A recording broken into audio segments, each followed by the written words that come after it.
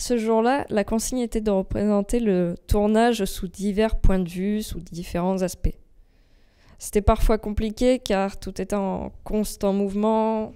Alors on essayait de se concentrer sur des éléments statiques comme les machines, le décor. On a été aussi étonnés de la capacité d'adaptation de l'équipe de tournage dans ce lieu.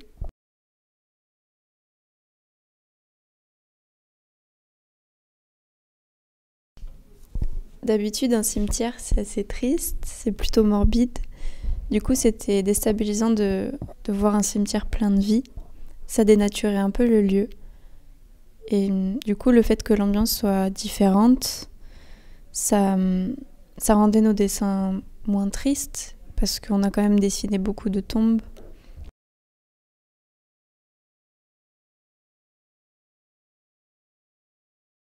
C'était plus triste en fait d'être dans ce lieu. Et c'est aussi pour ça que nos croquis sont pas forcément tristes.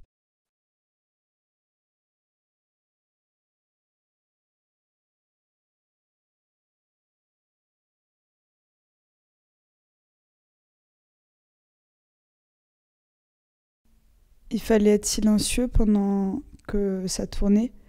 Et entre-temps, il y avait des temps d'attente. Et ça nous a permis de prendre connaissance des détails qu'il y avait derrière la caméra. Et on était assez étonnés de voir toute l'équipe de tournage aussi bien installée, que ce soit la régie ou les costumes.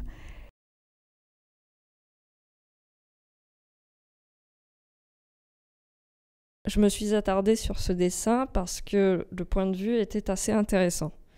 On pouvait voir l'envers du décor, ce qui se passait de l'autre côté de la caméra. On pouvait voir aussi les personnages se déplacer, venir se servir, regarder le tournage se faire. Et c'était assez original de pouvoir observer justement une régie installée en plein milieu d'un cimetière.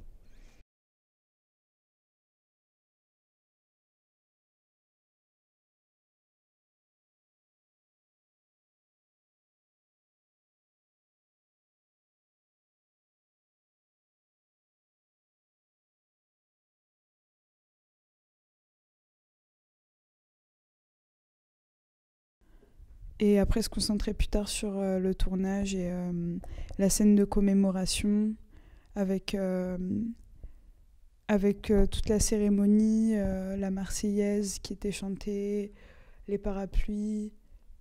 Du coup, il y avait ces deux aspects, en quelque sorte, qu'on dessinait. D'un côté, l'aspect plus professionnel du tournage et l'autre côté, l'aspect plus narratif, en quelque sorte.